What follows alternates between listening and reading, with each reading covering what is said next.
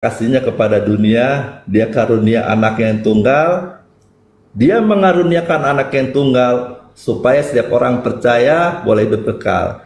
Percaya yang bagaimana? Di dalam 1 Yohanes 5 ayat 11, Allah telah mengaruniakan hidup yang kekal kepada kita, dan hidup itu ada di dalam anaknya. Anak ini menggenapi hukum Taurat. Dan bagaimana caranya dia menggenapi hukum Taurat? Yaitu tinggal di dalam kasih Bapa. Yesus perintahkan kepada kita, kamu harus tinggal di dalam kasihku. Kamu harus saling mengasihi. Kalau kamu saling mengasihi, kamu menggenapi hukum Taurat. Kalau kamu menggenapi hukum Taurat, kamu anak-anak Bapa di surga. Sudah, Pak Suki. Yeremia 31 ayat 30. Oke, saya mau jawab Juma dulu. Saya mau jawab Juma dulu. Ya lanjut Bang. Saya mau jawab Juma dulu. Narasi Juma tadi mau jawab dulu. Ya. Oke, masih monitor ya Juma ya. Oke. Tadi Anda menarasikan tadi. Saya tadi di sini. Tanpa data, ya, tanpa data dari Bible ya. Anda mengatakan yang disalibkan itu ya Yudas, ya. Anda saya kasihkan data ini, ya. Bagaimana ya Yesus itu memang disaksikan di Yesus sendiri yang disalib. Oke, saya kasih data. Di Yohanes 19 ayat 25 sampai 27, ya ini jelas datanya, ya. Nah, saya bacakan. Dan dekat salib Yesus berdiri ibunya dan saudara ibunya, Maria istri Klopas dan Maria Magdalena. Di ayat 26-nya, ketika Yesus melihat ibunya dan muridnya, murid yang dikasihinya di sampingnya, berkatalah ia kepada ibunya, "Ibu, inilah anakmu." Ya, di ayat 27-nya, kemudian katanya kepada murid-muridnya, "Inilah ibumu." Dan sejak saat itu murid itu menerima dia di dalam rumahnya. Ya, jadi ada yang menyaksikan, ibunya sendiri menyaksikan dia, ya tergantung di tiang salib itu sendiri. Dan Yesus sendiri masih menyapa. Ya, itu saksi ada. Sekarang yang jadi pertanyaan saya sama Bang Juma, ini kau jawab dulu Bang Juma, ya. Yang menyaksikan Isa diserupakan wajahnya siapa menurut Quran? Silakan, tunjukkan, jawab hari ini. Yang menyaksikan itu Markus. Anda serius, jangan ada ditanya lagi. Yang menyaksikan Isa diserupakan wajahnya siapa? Silakan tunjukkan, datanya di mana? Yang dibahas Al-Quran itu adalah kejadian penyaliban yang terjadi terhadap oknum yang datang ke tengah Bani Israel lahir tanpa ayah. Dan Markus bersaksi di dalam Markus 16 nomor 12 bahwa Yesus menampakkan diri dalam rupa yang lain. Anda tidak percaya kepada Markus, itu derita saudara. Ingat saudara. Datanya sudah ibunya di sampingnya waktu dia disalibkan. Kan sudah diserupakan. Ya, kan sudah dijawab, diserupakan. Isa diserupakan, yang menyaksikan Isa diserupakan siapa? Datanya ya, itu, mana? Anda tadi membaca, mereka melihat mana Yesus. Isa diserupakan mana? Mereka melihat Yesus yang disalib kan? Betul nggak? Anda yang mengakui, berarti memang sudah diserupakan. Ibunya tidak tahu siapa anaknya. Ibu ini karena sudah serupa, sudah diserupakan dengan anaknya. Yesus sendiri mana? Ibu inilah anaknya. Kan sudah diserupakan. Nggak ada Yesus memanggil ibu di situ, nggak ada. Nggak ada Yesus memanggil ibu. Yesus memanggil perempuan. Wahai perempuan.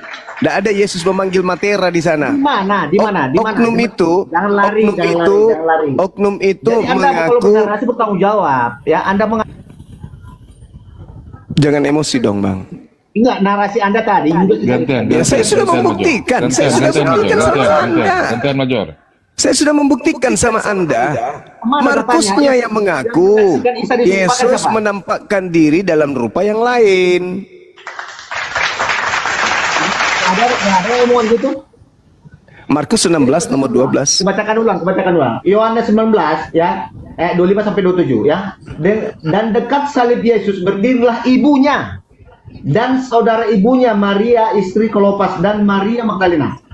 Ketika Yesus melihat, ketika Yesus melihat ibunya dan muridnya murid yang dikasihinya di sampingnya, berkatalah ia kepada ibunya, "Ibu, inilah anakmu." Kemudian katanya kepada muridnya, "Inilah ibumu." Dan sejak saat itu murid itu menerima dia di dalam rumahnya. Sekarang Isa diserupakan wajahnya, siapa yang menyaksikan? Tunjukkan. Orang-orang yang ada di situlah. Siapa yang diserupakan bagi mereka. Mereka siapa? Mereka yang menyalib. Mereka yang menyalib itu. Ingat saudara. Yang tidak bisa membuktikan. Tidak ada. Al-Quran sudah betul dan dibenarkan oleh kitabmu. Sekarang begini, Sekarang begini, kamu membaca dalil dari karangan Yohanes, sementara penyaliban tersebut terjadi Yohanes tak ada. Kan lucu ente ini. Yohanes tidak ada pada saat penyaliban itu. Yohanes sudah lari tunggang langgang meninggalkan Yesus. Tertulis di dalam catatan Markus sendiri. Markus 14 nomor 50, Yohanes lari meninggalkan Yesus. Kan kesian. Berarti yang menulis Yohanes narasinya, lalu kemudian Yesus memanggil ibunya, itu narasi dari mana itu yang didapatkan oleh pengarang Yohanes itu, Bung? Ketakutan dia ya. Itu loh. Nah, sekarang Anda harus mengakui Yesus berpesan. Sabar dulu, Bang. Yesus Anda harus akui ajarannya. Yesus mengatakan, waspadalah kepada nabi palsu yang datang kepada kamu, yang datang kepada murid Yesus. Kan begitu. Pengarang Yohanes ini bukan murid Yesus. Sedangkan di dalam 1 Korintus 12 nomor 28, Paulus mengaku bahwa di tengah-tengah murid Paulus itu ada nabi. Dan Tuhan telah menetapkan beberapa orang dalam jemaat. Pertama sebagai rasul, kedua sebagai nabi, ketiga sebagai pengajar. Berarti di antara orang-orang Kristen ini ada nabi-nabi. Yesus mengatakan waspadalah kepada nabi-nabi. Kepada siapa? Ya kepada Kristen harus waspada. Jangan kata Yesus. Tim yang kutanggapi. Ini kita sudah fokus. Ini sudah fokus ini. Anda ngerti nggak Al-Quran? Menceritakan sesuatu yang sudah terjadi nggak? Iya, yang sudah terjadi. Gimana ya diskusi kayak gitu? Kok ketakutan sih cuma lo saya hadapi lo? Kok nggak malu kalian? Sudah terjadi. Justru Al-Quran datang meluruskan kembali. Di dalam Al-Quran jelas diterangkan bahwasanya mereka berselisih paham tentang orang yang disalibkan. Anda baca Kisah Para Rasul 25 nomor 19, mereka berselisih paham tentang seseorang bernama Yesus. Sebagian dari mereka mengatakan Yesus mati, sebagian lagi mengatakan Yesus masih hidup. Berselisih paham. Oke, coba kau tulis, coba. Saudara siapa namanya ini? Saudara Gordon. Coba saudara ya, Major, coba kamu tunjukkan di mana dalilnya Yohanes menyaksikan penyaliban. Silakan. Bukan, jangan lari. Pertanyaan itu jawab dari tadi kan kami mendengarkan. Ya? Oh, jangan mendongeng lo cuma. Enggak. Saya tanya. Saya tanya di mana Yohanes palsu. Ya, kau sudah janganlah, akan banyak guru-guru palsu. Di mana di dalam kitabmu tertulis Yohanes menyaksikan penyaliban? Silakan. Ini murid-muridnya? Di mana? Oke, bacakan ulang ya. Di mana Yohanes murid-muridnya lari meninggalkan Yesus. Murid-muridnya lari meninggalkan Yesus. Dan dekat salib Yesus berdirilah ibunya. Murid-muridnya lari meninggalkan Yesus. Dan Maria Magdalena. Itu pengarang yang menulis. Itu pengarang yang menulis. Inilah anakmu. Ya. Kemudian katanya kepada muridnya. Muridnya. Inilah ibumu, dan sejak itulah muridnya. Itu pengakuan siapa? Itu pengakuan siapa? Pengakuan Tuhan atau pengarang Bible? Sekarang jawab dulu pertanyaan tuh. Yang menyaksikan jangan sakit hati. Pertanyaan saya. Jangan sakit hati. Saya tanya samamu. Itu yang kau bacakan tadi. Itu yang kau bacakan tadi. Itu karangan penulis. Itu yang kau bacakan tadi. Itu karangan penulis atau firman Tuhan? Jawab dulu. Kalau firman Tuhan baru saya percaya. Silakan. Ya, akan saya jawab. Tapi jawab dulu. Kalau memang ya Allah mau menceritakan sesuatu yang sudah pernah terjadi, ya Isa itu ada hidup di zaman pemerintahan siapa? Itu Allah mau menceritakan sesuatu. Al-Quran tidak menjelaskan itu. Al-Quran tidak menjelaskan itu. Al-Quran tidak menjelaskan karena Al-Quran bukan buku penyelidikan. Nah, ini tentang penyaliban yang dibahas. Penyaliban. Al-Quran cuman menepis tuduhan. Al-Quran cuma menepis tuduhan agama pagan Kristen bahwa Isa alaihissalam disalib. Dah, selesai. Dengarkan Jumat, jangan kau sangkal Quranmu. Allah ke-9, Quranmu dikatakan menjelaskan segala pertanyaan sesuatu. saya kepada saudara, dengarkan. Jawab, kenapa? Pertanyaan saya dengarkan. Quranmu. Pertanyaan saya dengarkan. Yang kamu bacakan tadi, Yesus memanggil ibunya, murid-muridnya, bla bla, itu firman Tuhan atau karangan pengarang buku itu yang tidak jelas itu? Jawab. Sekarang datanya mana Isa itu, siapa yang menyaksikan? Iya, itu firman Tuhan. Itu firman Tuhan, ini itu sabda Yesus atau karangan orang yang tidak dijelas.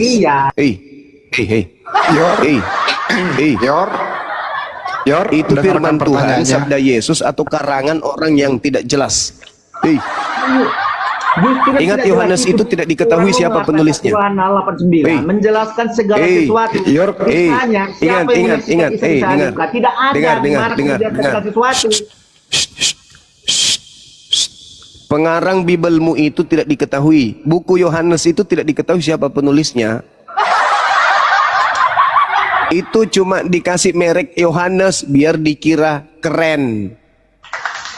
Yohanes 21 nomor 24 jelas penulis buku Yohanes itu bukan murid Yesus.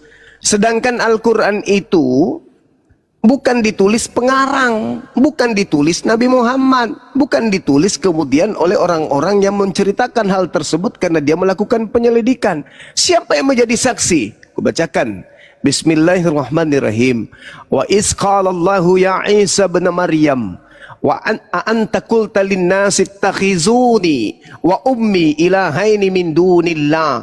Qala subhanaka ma yakunu li an aqula ma laysa li bihaqqa in kuntu qultu faqad alimta ta'lamu ma fi nafsi wa la a'lamu ma fi nafsi innaka anta 'allamul ghuyub. Engkau menyaksikan ya Allah, Engkau maha suci ya Allah. Jika aku pernah mengatakan, tentulah Engkau mengetahui apa yang aku katakan. Engkau mengetahui apa yang ada pada diriku, dan aku tidak mengetahui apa yang ada padamu. Sungguh Engkaulah yang maha mengetahui segala yang gaib. Ma qultu lahum illa ma amartani bi ani abudullah rabbi wa rabbakum wa kuntum alaihim syahida ma dumtu fihim falamma tawaffaitani kuntu antar raqiba alaihim wa anta ala kulli syai'in syahida.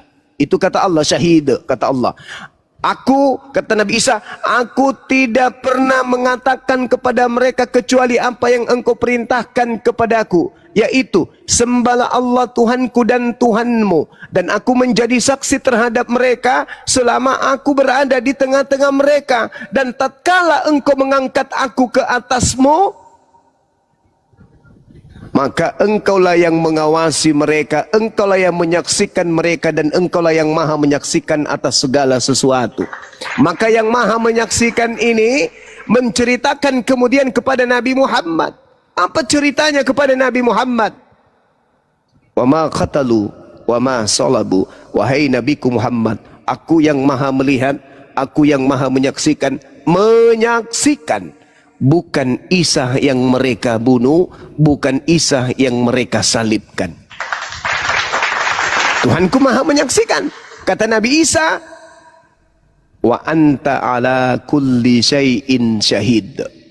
Dan engkaulah yang menyaksikan atas segala sesuatu. Ketika engkau mewafatkan aku, mengangkat aku naik ke atas, engkaulah yang menyaksikan apa yang terjadi setelahnya. Aku tidak menyaksikan. Nah, pengarang buku Yohanes ini bukan saksi pada saat kejadian. Anda mengatakan itu adalah Yohanes. Kalaupun pengarang buku Yohanes itu adalah Yohanes anak Zebedeus, maka Markus 14 nomor 50 menceritakan Yohanes lari meninggalkan Yesus. Bagaimana mungkin dia mau menjadi saksi penyaliban sementara dia lari meninggalkan Yesus? Pengarang hanya menarasikan lalu di situ bla bla bla bla bla, maka muncul pertanyaan, itu firman Tuhan selayaknya Al-Quran atau itu adalah surat kabar dari pewarta yang tidak diketahui siapa orang tersebut? Belakangan baru dicatat, oh, ini penulisnya Yohanes loh. Sorry Sorry, Anda minta saksi, tanya kepada Quran. Allah yang menjadi saksi pada saat itu. Kalau manusia yang menjadi saksi masih diragukan. Tapi kalau yang maha melihat yang menjadi saksi, apalagi yang perlu kami ragukan? Ma qultu lahum illa ma amartani bi ani abudullah rabbi wa rabbakum wa kuntum alaihim syahida wa kuntu alaihim syahida ma dumtu fihim falamma tawaffaitani kunta antar raqiba alaih wa anta ala kulli syai'in syahid. Apa yang perlu kami kemudian sangsikan, ragukan? Yang menyaksikan adalah pencipta langit dan bumi. Sementara buku Yohanes ini bukan tulisan murid Yesus. Apa buktinya? Baca Yohanes 1 nomor 24. Itu bukti. Buku Yohanes bukan catatan murid Yesus. Selesai. Innalillahi wa inna ilaihi rajiun. Kembali kepada tema bahwa penguasa langit, penguasa angkasa adalah iblis. 1 Yohanes 5 nomor 19. Penguasa bumi adalah iblis. Efesus 2 nomor 2. Yang keluar dari bumi, perut bumi, yang keluar dari tanah, kepadaku telah diberi kuasa baik di langit, dalam bahasa Yunaninya air artinya angkasa atau cakrawala atau awan-awan, baik di bumi. Di situ dikatakan bukan bumi tetapi G itu artinya tanah. Nah, dia keluar dari tanah, dia penguasa tanah, dia penguasa bumi. Siapakah dia? Iblis. Ada yang keluar dari bumi, mengaku kepadaku telah diberi kuasa. Ayo, siapa dia? Sekali lagi Bang Suma. Saya kira begitu teman. Silakan naikkan yang agak keras sedikit teman. Ya baik, saya sapa dulu. Bang Arif. Sebentar Bang Suki, saya sapa dulu Bang Jensen. Iya, saya sapa dulu nih Bang Jensen. Selamat malam. Jensen, selamat malam Jensen. Kalau nggak ngomong saya turunkan ya. Silakan lanjut dulu Pak Suki. Iya, Bang Arif. Di sini jam 12.15 nih, saya harus izin turun nih. Iya, nggak apa-apa. Saya sambil cari teman-teman yang Kristen. Sambil cari yang Kristen, boleh. Saya boleh narasikan ini. Silakan Pak Suki. 1 Yohanes 3 ayat 10. Di sini ayat menjelaskan kepada kita arti kata anak di dalam Bible. 1 Yohanes 3 ayat 10, inilah tandanya anak-anak Allah dan anak-anak iblis. Jadi Bible sudah menjelaskan melalui Yohanes bahwa ada dua anak saja, yaitu anak Allah atau anak iblis. Setiap orang yang tidak berbuat kebenaran tidak berasal dari Allah, dan demikian juga barang siapa yang tidak mengasihi saudaranya. Nah, Yesus menjelaskan di dalam Yohanes 8 ayat 44. Waktu Yesus berbicara kepada imam kepala dan ahli Taurat, Yesus mengatakan, kamu, bapamu adalah iblis. Apa yang membuat kita menjadi anak iblis atau anak Allah? Yesus menjelaskan, karena kamu mau melakukan keinginan daripada iblis, maka bapamu iblis. Yesus melakukan kehendak dari Allah, maka Yesus layak memanggil dia Bapa dan dia adalah anak Allah.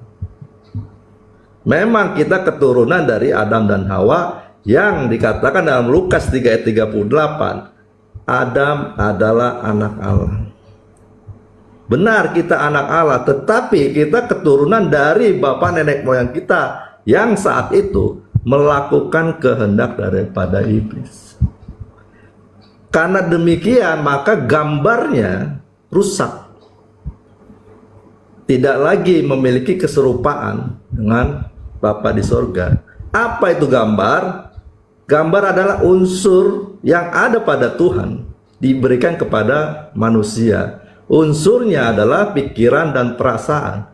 Di mana kita bisa tahu di dalam Filipi 2 ayat 5. Hendaklah kamu dalam hidupmu bersama menaruh pikiran dan perasaan yang terdapat juga di dalam Kristus Yesus.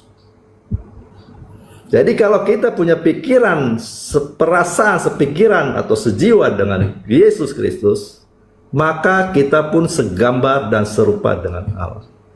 Karena Yesus telah memulai, dia yang telah mencapai lebih dulu, memiliki gambar dan rupa Allah. Dan cirinya gambar rupa Allah adalah taat melakukan kehendak Bapa sepenuhnya. Sampai anak itu mengatakan, aku tidak dapat berbuat apa-apa dari diriku sendiri. Itulah anak. Nah, di dalam 1 Yohanes 5 ayat 20. Akan tetapi kita tahu bahwa anak Allah telah datang dan telah mengaruniakan pengertian kepada kita, supaya kita mengenal yang benar. Dan kita ada di dalam yang benar, di dalam anaknya, Yesus Kristus. Jadi tidak bisa kita datang kepada Bapa, kita tidak bisa punya hubungan dengan Bapa, kita bisa ada di dalam Bapa kalau tidak kita ada di dalam anak. Karena hanya anak satu-satunya inilah yang diutus, dan dia berkata, kepadanya aku berkenan, dengarkanlah dia.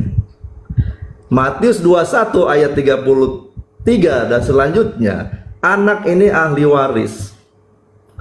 Di dalam Roma 8 ayat 14, semua orang yang dipimpin Roh Allah adalah anak-anak Allah.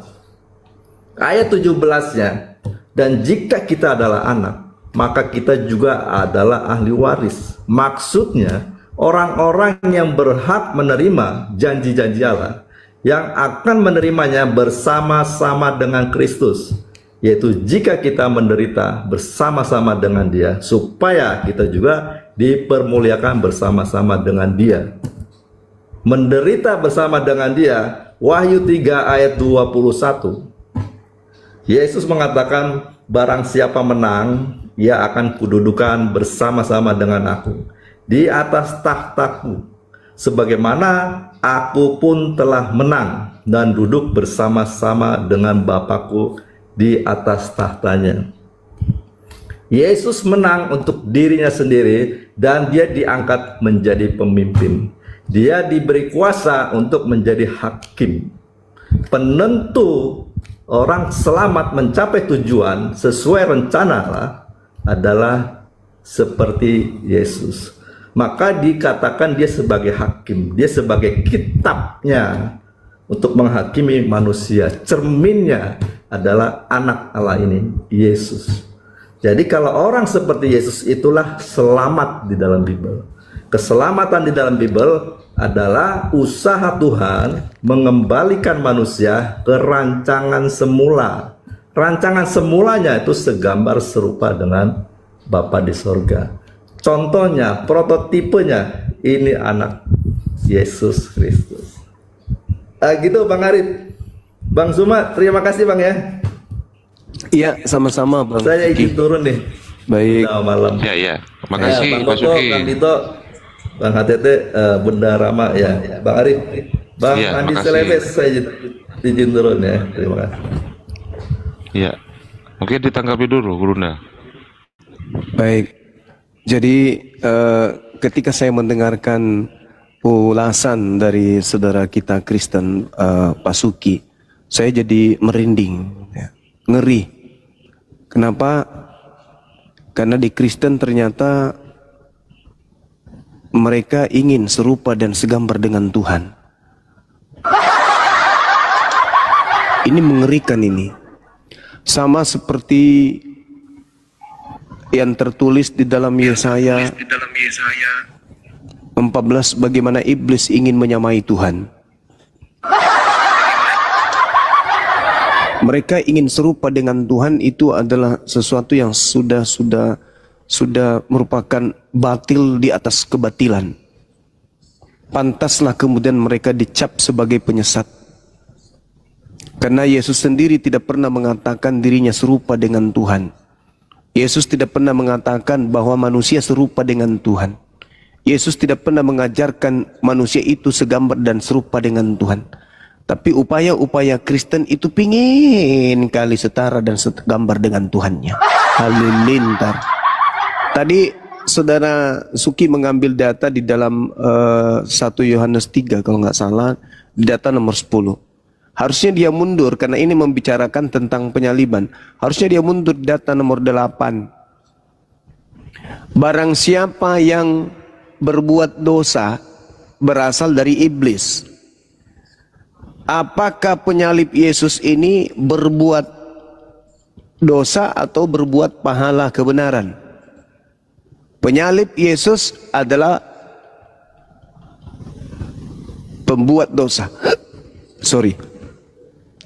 Barang siapa yang tetap berbuat dosa, kata tetap di situ sebenarnya penambahan ya. Tidak ada kata tetap di situ. Barang siapa yang berbuat dosa berasal dari iblis. Sebab iblis berbuat dosa dari mulanya. Berarti betul penyaliban ini berasal dari iblis. Itu dalil.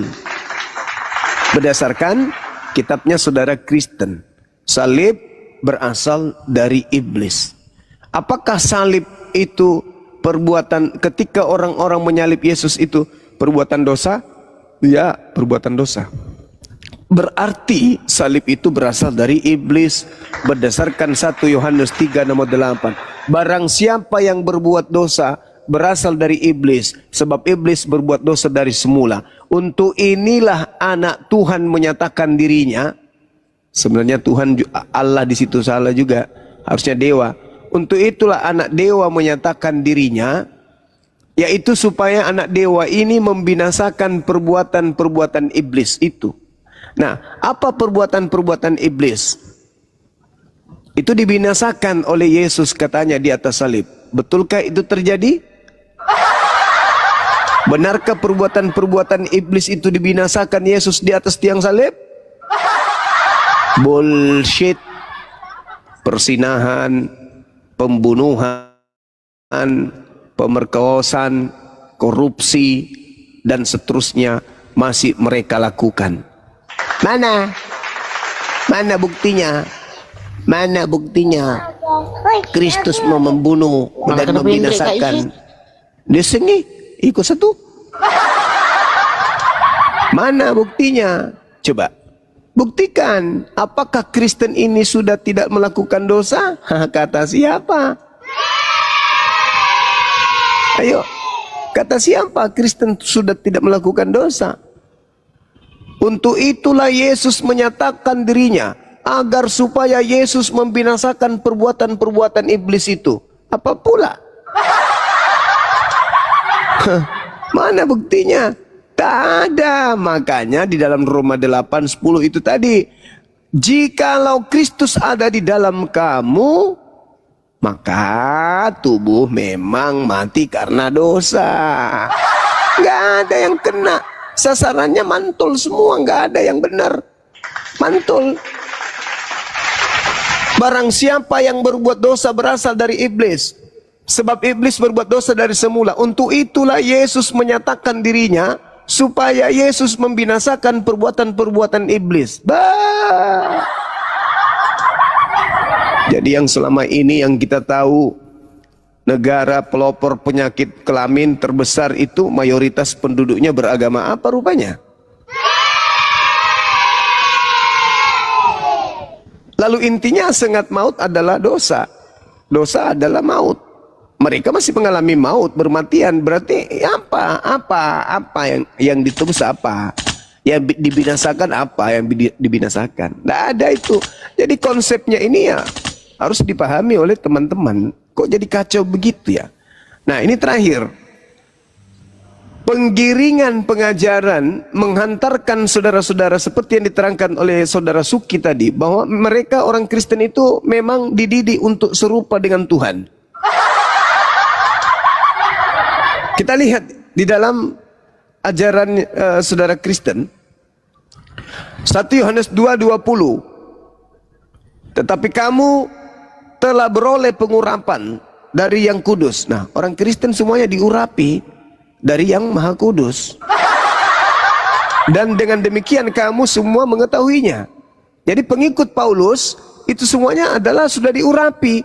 Orang yang sudah diurapi Tuhan adalah Kristus. Berarti mereka ini semuanya adalah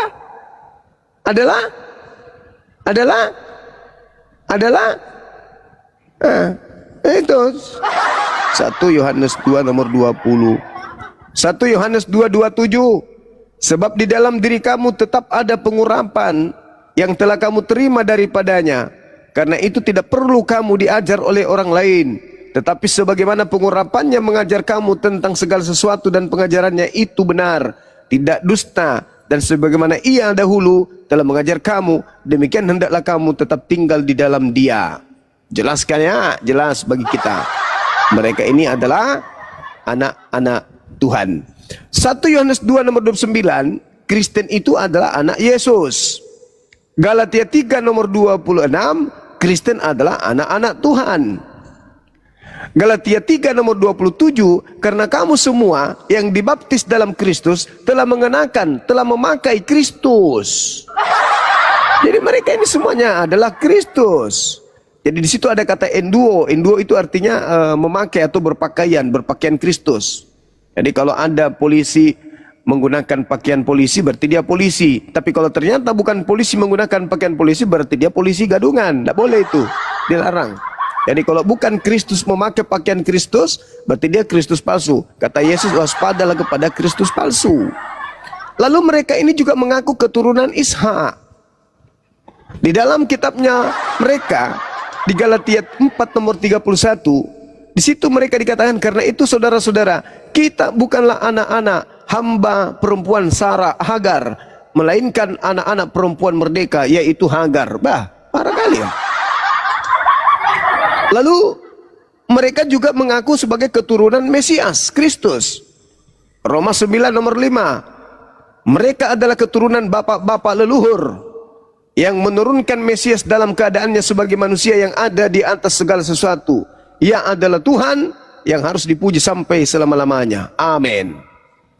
Kemudian mereka juga sama seperti Ishak anaknya Abraham.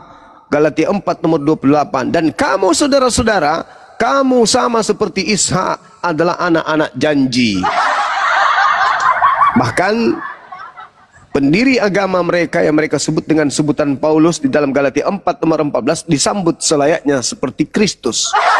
Sesungguh pun demikian keadaan tubuhku itu yang merupakan pencobaan bagi kamu, namun kamu tidak menganggap sebagai sesuatu yang hina dan yang menjijikkan, tetapi kamu telah menyambut aku sama seperti kalian menyambut seorang malaikat Tuhan, malahan sama seperti menyambut Kristus Yesus itu sendiri. Alamak,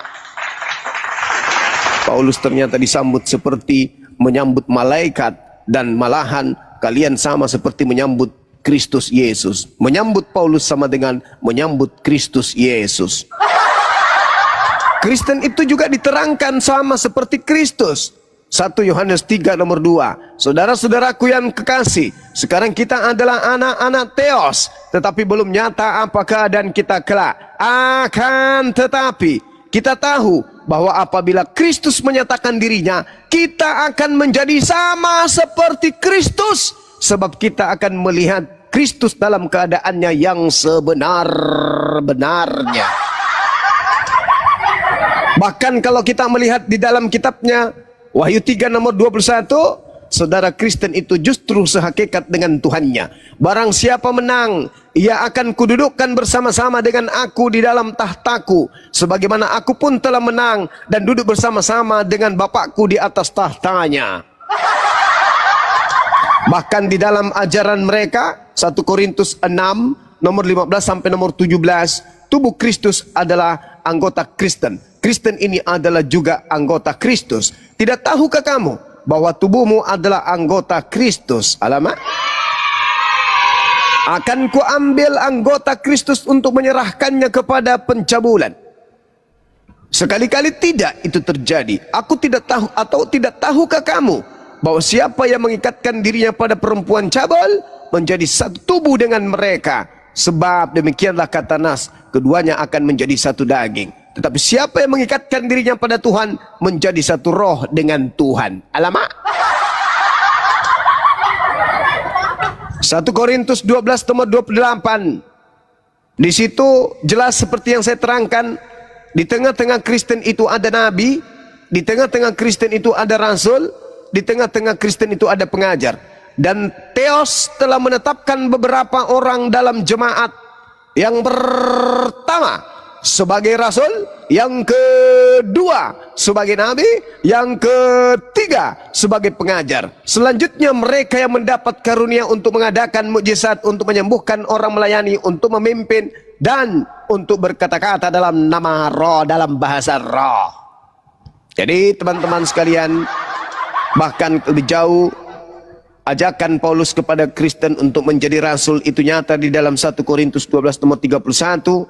Jadi berusahalah untuk memperoleh karunia-karunia yang paling utama, dan aku menunjukkan kepadamu jalan yang lebih utama lagi. Bahkan kalau kita lihat dalam Yakobus 1:18, Kristen adalah anak sulung Theos. Siapakah mereka ini yang ingin menyamai Theos?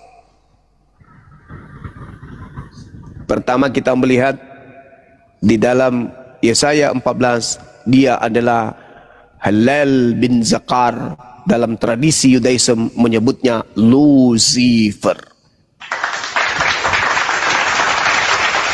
Siapakah yang kemudian menggantikan kemuliaan pencipta langit dan bumi yang maha kudus dengan menyetarakan, menghakikatkan, mensejajarkan makhluk yang keluar dari kubur? Mereka adalah anggota-anggota Kristus. Apakah mereka ini Kristus palsu atau Kristus asli?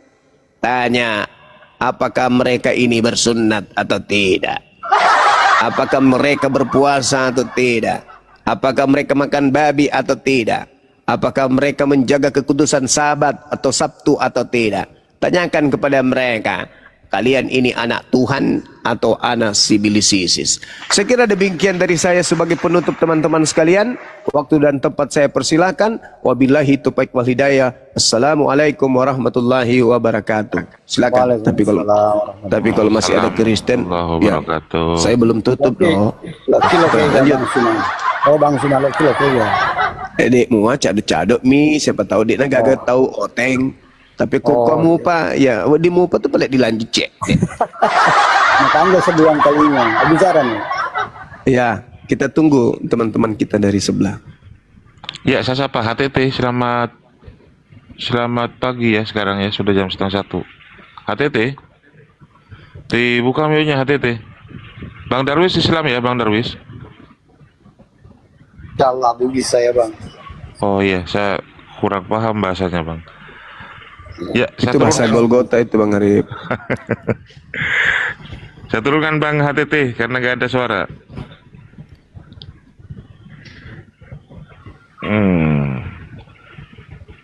Ya, saya isi masuk dulu sedikit. Sebentar, saya sapa dulu. Silakan. Bang Lobang, selamat pagi Bang Lobang. Lobang pintu. Nama akunnya deh. Assalamualaikum warahmatullahi wabarakatuh bang. Salah pencet bang. Ini Piki bang, Piki. Oh iya, saya turunkan bang ya. Mohon maaf. Ya bang, ya bang. Saya cari oten dulu ya. Halo. Ya, Elon Marta, Elon, selamat pagi, Elon. Elon. Ini minta naik tapi nggak ngomong. Dan selamat pagi Dan. Ya pagi bang. Ya, agamanya apa Dan? Kristen dong. Oke. Oh, Dan yang dulu ini. Terserah bang lah. Dan yang dulu, yang sekarang, yang baru yang. Iya, oke, Dan. Zuma bagaimana? Zuma ada? Ada, Bang Zuma masih ada. Tadi ada yang mau ditambahkan Bang Goto. Silakan Bang Goto duluan. Halo Zuma. Sebentar. Ya, halo, duduk aja di situ Bang. Iya, Duduk sebentar dulu. Tenang. Atur napas aja dulu. Tenang. Gantian ya. Ya, silakan Bang Goto, ada Tambahan mungkin. Ada Bang Ali. Sebenarnya saya mau bercerita sedikit tentang bagaimana Islam itu mempertahankan peradaban dunia ya. Tapi karena sudah ada Kristen ya saya sambung aja narasinya Bang Zuma. Nah, jadi kawan-kawan sering kita kaji ya bahwa memang penyaliban itu ada, tapi sebenarnya siapa yang disalib ini kan menjadi polemik ya. Ini agak sulit juga memang kita menyampaikan kepada mereka karena mereka mengimani kitab yang memang baru ditulis ulang di abad keempat. Sementara di abad-abad pertama kalau kita lihat ya, Kristen-Kristen yang berdiri di abad pertama yang memang langsung turunan dari Isa itu sendiri atau Yosua Masih itu sendiri yang lari ke seberang Sungai Pela pasca genosida ya yang dilakukan oleh Roma. Ini mendirikan Kristen ada beberapa aliran ya. Salah satunya adalah Ebionic dan Basilidias. Ini sama sekali tidak mengakui seorang yang disalib ya atau seorang Yosua Hamasiah yang disalib. Bahkan Basilidias keras mengatakan bahwa kami percaya bahwa orang yang disalib itu bukanlah Yosua Hamasiah, tapi seorang yang bernama Simon orang Kirene yang telah menggantikan, kan begitu ya, memikul salib Yesus. Halo Bang. Begitu. Kau sudah lari dari konteks Bang. Ya gantian dan. Kau lari. Gantian dan. Dia lari dari konteks Bang. Bang. Enggak tambahan referensi aja. Sebentar aja Bang Uto ya. Saya tambahkan siap. Ya, sebentar aja. Anda tidak naik, saya akan Seandainya Anda tidak naik, saya akan menceritakan bahwa Kristen yang lahir dari Katolik itu menghancurkan peradaban dunia. Ya, tapi kita skip karena agak panjang itu. Jadi kawan-kawan ya, kalau kita lihat beberapa manuskrip tua ya, ini tidak searah sejalan dengan Bible abad keempat ya, di mana Bang, jangan alcongor Bang. Wah, Anda ini kenapa ini Kristen? Kalau saya kajian selalu kejang-kejang ya, Anda ini kejang-kejang. Teman kalian sama aja kalian dengan Chris Evans dan yang lain ya. Jadi kawan-kawan ya, sejarah pendirian Kristen bahkan penulisan kitabnya saja ya, mulai dari Injil Sinoptik sampai masuk Yohanes gabungnya, itu sebenarnya hanya disematkan sebagai tradisi, dan yang menyematkan nama-nama ini pun bukan Matius, Markus, Lukas, bahkan Yohanes, tapi disematkan oleh seorang yang bernama Papias dan Santo Irenaeus. Itu masalahnya. Jadi memang diragukan kebenarannya. Kamu di mana Bang? Kristen. Aduh ini. Sudah Pak aja bicara. Sudah Bang Arif lanjut aja nih. Kasih saja nih orang yang bicara ini. Tampaknya dia lebih pintar nih. Oke, saya bicara. Dengan Zuma. Iya. Mau bicara apa? Mau bicara apa? Mau menanggapi apa gimana? Dan kalau nggak sopan, bentar, saya ambil alih dulu ya. Aduh, ini. Bentar. Topik kita pada kesempatan kali ini, sebagaimana yang ada di stiker itu, salib itu karya iblis atau karya Bapak. Itu topik kita malam hari ini. Saya keluar dari tema Bang dulu Bang. Kalau mau keluar dari tema, mending kau keluarkan badanmu dari celanamu. Oke, acung. Nah udah keluar dari tema sana. Kau buka komal, kau buka tema sendiri, terserah lu. Mau omongin di harga pasar ke, cabe ke, apa ke, terserah lu. Udah ada tema, keluar dari tema, lu buka komal sendiri. Mending kamu ngerumpi sama keluargamu, ngomongin Pak RT ke, siapa ke, terserah lu. Di sini ada tema, oke? Lanjut. Beradablah sedikit jadi manusia. Apalagi Anda naik dari ranah dialektika. Ranah dialektika ini adalah ranah yang dilindungi undang-undang. Kan begitu. Naiklah sedikit, pakailah adab Anda itu. Anda kan diajar ajaran kasih, diajar bagaimana caranya beradab, kan begitu. Apalagi kita ini warga negara Indonesia yang jelas ya bahwa salah satu sila dalam Pancasila kita itu mengajarkan kita menjadi manusia yang beradab, kan begitu. Tapi Anda naik di komal-komal ini bukan naik mau diskusi, tapi naik kejang-kejang, itu yang masalah. Oke, sambil nunggu-nunggu Kristen ya, saya akan cerita sedikit ya, bahwa Islam itu memang diturunkan untuk menjadi rahmat sekalian alam. Maaf, kalau saya keluar dari tema sedikit Bang Andi sambil menunggu-nunggu ya. Dari beberapa kesempatan, bahkan dari beberapa buku yang dicatat, salah satunya buku karangan Jonathan Dede Smith ya, bahwa Islam itu adalah agama rahmat yang seharusnya masyarakat dunia itu harus berterima kasih dengan turunnya Islam ya. Kenapa? Karena Islam itu adalah agama yang mempertahankan peradaban dunia. Kisah-kisah sejarah dari sisi eskatologi maupun kita kaji dari sisi aksiologi ya.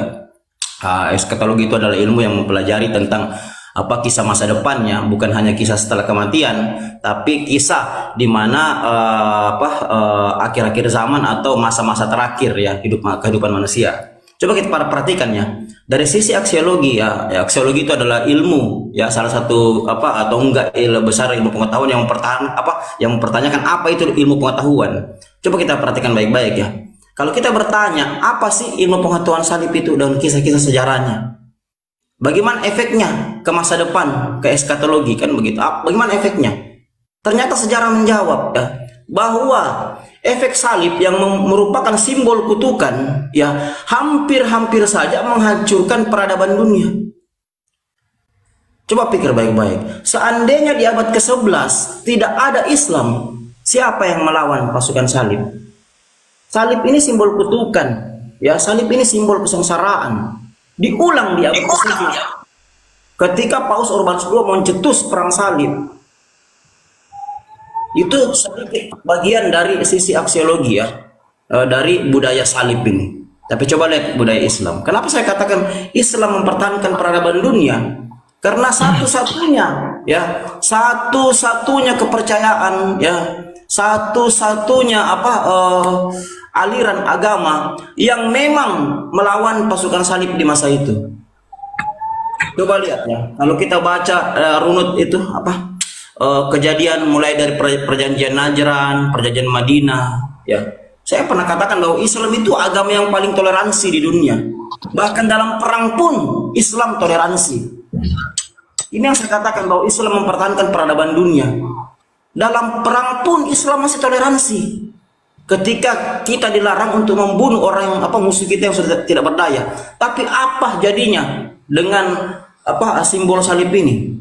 Coba lihat kisah-kisah perang salib ya, panjang sampai 1648 itu. Apa yang terjadi? Seandainya saja tidak ada pasukan yang teriak Allahu Akbar, maka yang terjadi peradaban dunia akan hancur seperti zaman Nuh.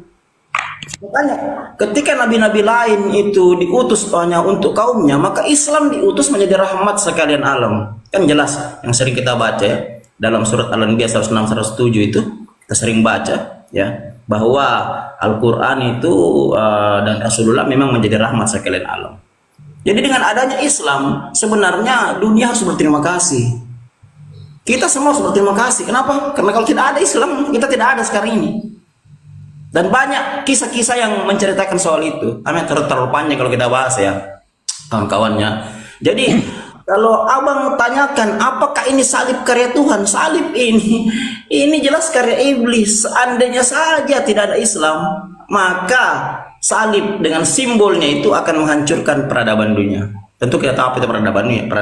Peradaban dunia itu adalah pola hidup ya, pola hidup masyarakat yang berhubungan dengan lingkungan dan budayanya, kan begitu. Itu namanya peradaban, Bang. Kan begitu. Nah, kalau kita bicara tentang salib ya, mulai dari kisah adanya dari Mesir kuno ya hingga masuknya ke Roma. Kan Mesir kuno itu dari Persia masuk ke Roma, masuk lagi ke bangsa Israel. Itu dari external Bible ya. Kalau dari internal Bible itu dari Babilonia, Nebukadnezar. Nah, apakah Yahudi pernah mengakui itu? Bahwa itu karya Tuhan mereka? Tidak pernah. Karena Yahudi tahu bahwa ini simbol kutukan. Simbol-simbol ini justru akan menghancurkan peradaban mereka.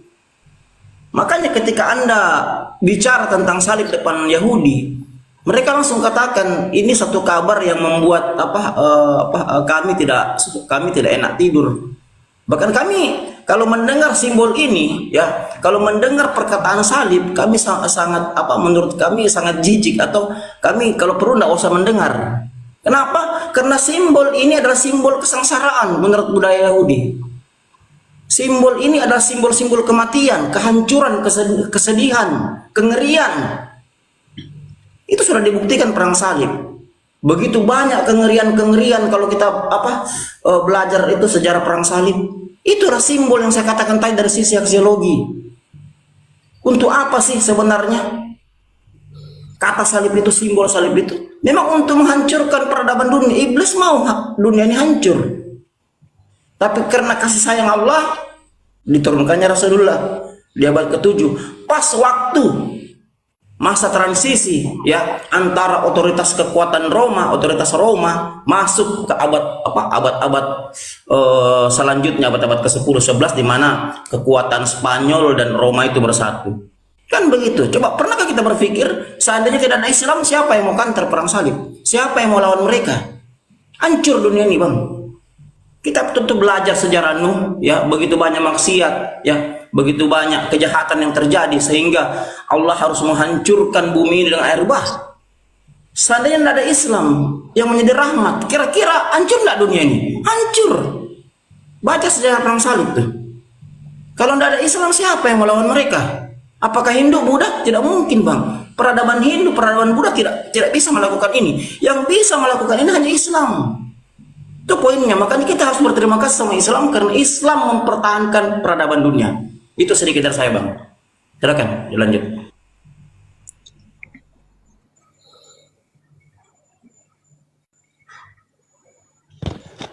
Oke, terima kasih Bang Goto. Panglima, selamat pagi Panglima. Panglima, dibuka menu-nya Panglima. Panglima, saya turunkan. Ambril Kampai, selamat pagi Ambril. Selamat pagi Bang, Assalamualaikum Bang. Kita Islam Bang. Oh iya Islam, ada yang mau disampaikan Bang? Saya cari yang konten Bang. Iya, cari konten aja Bang, kita turun aja Bang ya. Oh ya oke, makasih Bang ya. Mohon maaf ya. Saya turunkan. Ya Bang, Assalamualaikum Bang.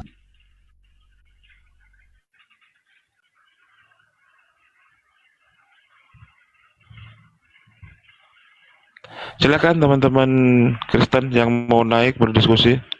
Mumpung Gurunda masih on fire, belum kantuk.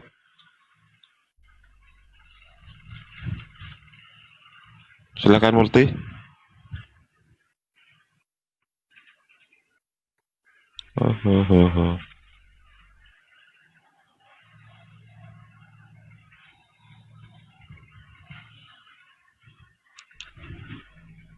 Dodos naik Dodos, jangan modal tipping Dodos.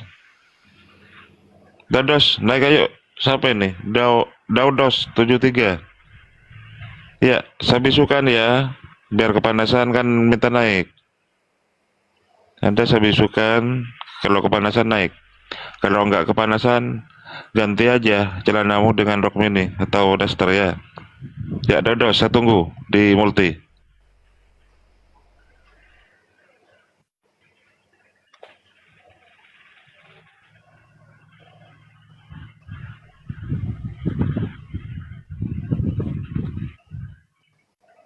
Gus, selamat pagi, Gus. Gus, selamat pagi, Gus. Gus, selamat pagi. Fadli, selamat pagi, Fadli. Fadli, selamat pagi. Aduh.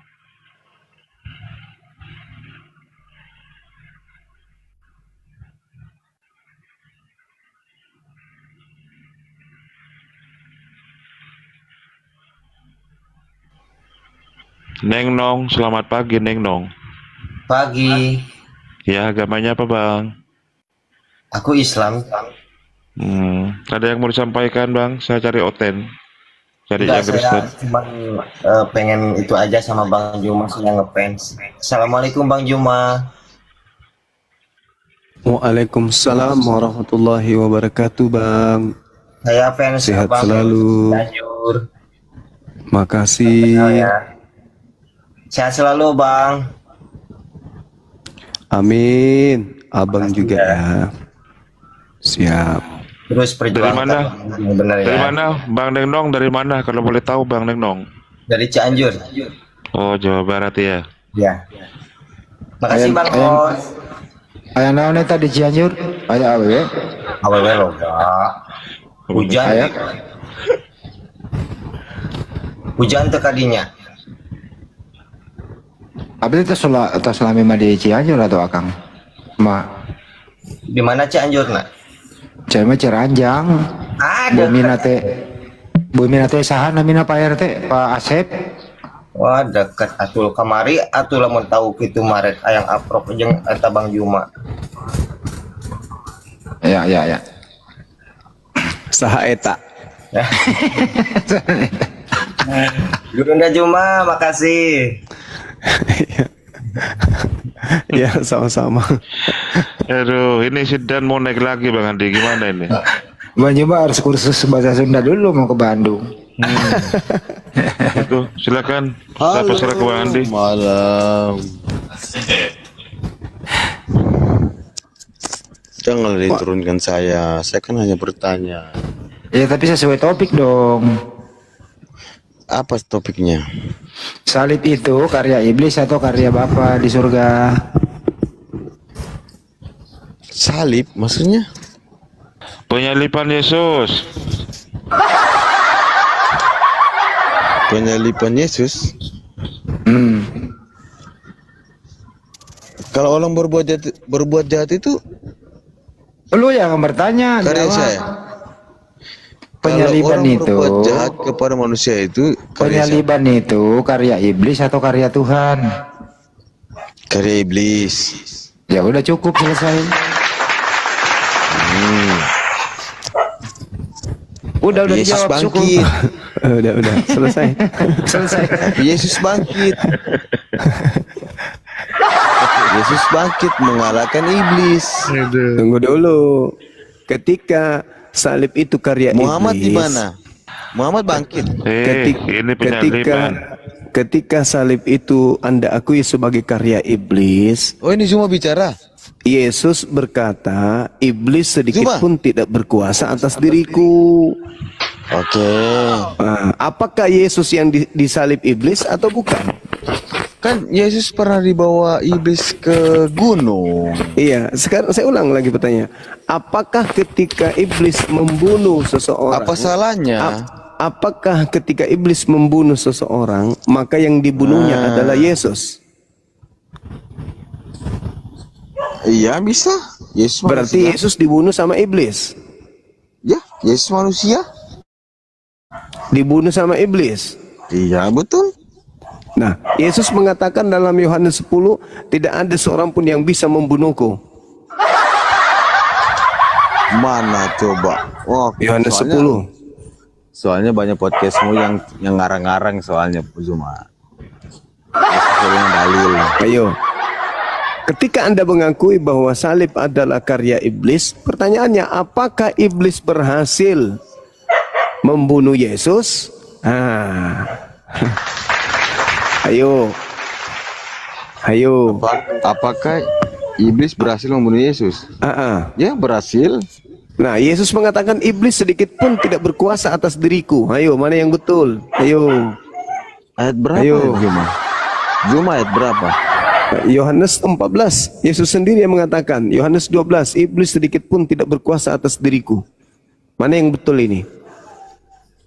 Iblis tidak berkuasa atas diriku. Iya. Ketika iblis berusaha untuk membunuh Yesus, apakah iblis berkuasa menyalibkan? Soalnya saya cuma satu HP cuma, jadi saya tidak bisa baca. Macet. Nah, ini gimana? Ya macet, oke macet, saya macet. Nah, saya tidak macet. Ya, enggak masalah. Bukan. Jadi iya, jadi Anda sudah akui apa? Yesus mengatakan iblis tidak berkuasa sedikit pun atas dirinya. Yesus Yohanes tidak 14. berkuasa sedikit pun atas dirinya. Oke, kalau memang itu sesuai dengan dalil, sesuai dengan ayat. Iya. Oke, Lalu yang dibunuh iblis di salib itu siapa? Yang dibunuh iblis? Yang dibunuh iblis di atas salib itu siapa? Macet. Yang dibunuh? Macet lagi. Ada dalilnya dibunuh? Lah, Yesus itu dibunuh. Markus 9. Markus 9. Ya, Markus bacakan 9 30 31. Bacakan saya. Jangan ngada-ngada. Dia diserahkan kepada manusia Tadi kau untuk bilang dibunuh. Itu Dia saya sudah diserahkan bacakan kepada manusia untuk dibunuh. Manusia, bukan iblis. manusia ini adalah manusia yang kerasukan iblis. Yohanes 13 nomor 2. Matius 26 nomor 4 nomor 59. Kau karang sendiri. Tadi manusia, sekarang iblis. Tadi Lah kan iblis, manusianya kerasukan iblis. Manusia sekarang iblis. Manusia yang kerasukan iblis. Kan Anda sudah mengakui tadi bahwasanya penyaliban itu adalah rencana iblis. Zuma, Karya berapa tahun kau iblis. Islam? Berapa tahun kau Islam?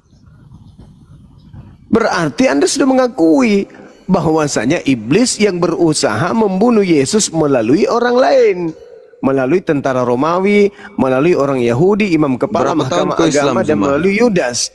Nah sekarang Berapa tahun kau pertanyaannya adalah, berhasilkah iblis membunuh Yesus? Tadi manusia, sekarang iblis. Tadi iblis, sekarang manusia. Berhasilkah yang iblis mana? membunuh Yesus? Tadi pertama kau bilang iblis, sekarang manusia. Berhasilkah iblis Zuma, membunuh Zuma. Yesus? Coba itu dalilmu itu baca baik-baik. Berhasilkah iblis membunuh Yesus?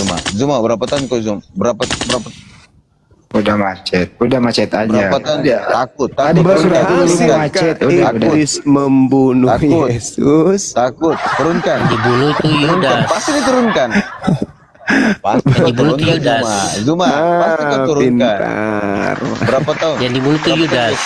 Betul sekali.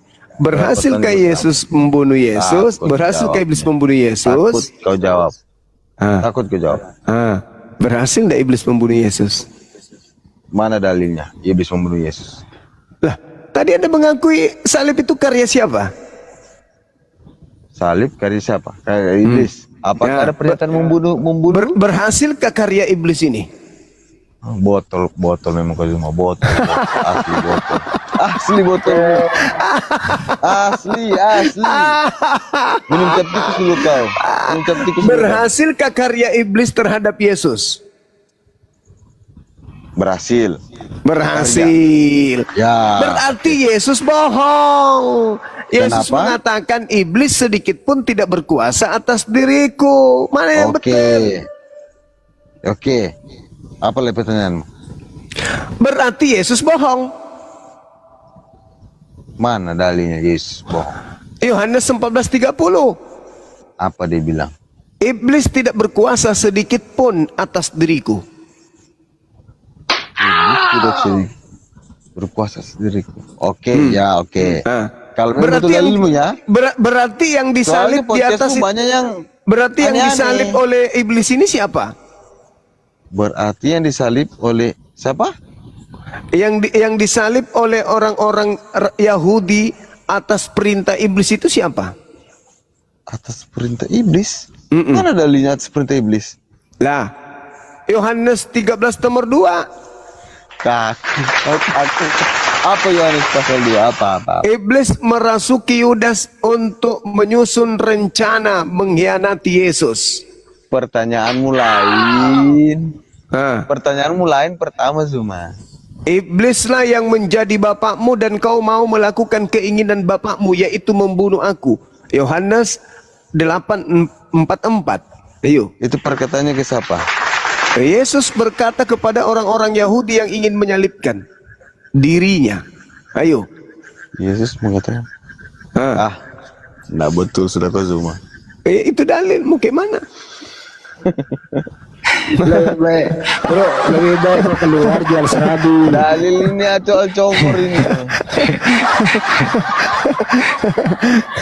Itu yang tertulis Bibelnya. 1 Yohanes 3 nomor 8 pun tertulis demikian. Barang siapa yang berbuat dosa berasal dari iblis. Berdosa enggak orang yang menyalib Oke lah, Yesus? saya ikuti kata-kata. Berdosa enggak orang yang menyalib Yesus? Berdosa oleh orang yang itu menyalib berasal Yesus. dari iblis. Berdosa. Berdosa. Kok Iblis, berdoa? Oke, ya, berdosa, iblis, ya. Berarti yang ingin membunuh Yesus itu adalah iblis. Ya, betul. Berhasil enggak iblis membunuh Yesus? Berhasil iblis. Dalilnya mana? Iblis berhasil membunuh Yesus. Masolan generasi. Tadi 1 Yohanes 3 nomor 8. barang siapa yang berbuat dosa berasal dari iblis. Katamu berhasil. Barang siapa yang berbuat dosa berasal dari iblis. Berdosa tidak orang yang menyalib Yesus? Berhasil kan tidak orang berhasil. Nah, berarti berdosa enggak orang yang menyalib Yesus? Berdosa. Berasal dari iblis kah itu? Berasal. Ya. Nah, berarti iblis berhasil membunuh Yesus. Berarti iblis berhasil membunuh Yesus. Iya. Berarti kalau iblis berhasil membunuh Yesus, berarti Yesus itu pendosa, pembohong. Yesus adalah pembohong. Karena Yesus tapi berkata, karena iblis berkata, iblis, tapi ya di kitabmu betul. Yesus suci. Ya, di kitabmu Yesus pembohong ternyata. Tetapi suci. Yesus berkata bahwasanya sedikit pun iblis tidak berkuasa atas dirinya. Mana yang betul? Yang dibunuh Yesus atau Yesus pembohong? Mana yang betul? Kalau Yesus yang dibunuh disalib, mana Yesus pembohong? Kalau yang disalib itu adalah Yesus, berarti Yesus itu pembohong.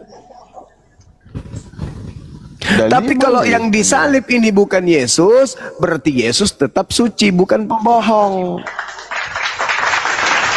Ayo. Iblis berencana membunuh Yesus. Berhasil tidak iblisnya? Tidak berhasil. Menurut siapa? Menurut Yesus. Menurut Yesus tidak berhasil. Menurut kamu berhasil. Berarti kamu sudah disesatkan. Yesus mengatakan iblis tidak berhasil menyalibkan aku. Ayo, mana yang betul? Yesus tidak berhasil mana? Yesus berkata iblis tidak berhasil menyalibkan aku. Dalil. Seulang lagi, saya ulang lagi. Perkataanmu. Saya ulang lagi. Apakah iblis berencana membunuh Yesus dengan cara salib? Saya ulang lagi. Apakah iblis berencana membunuh Yesus?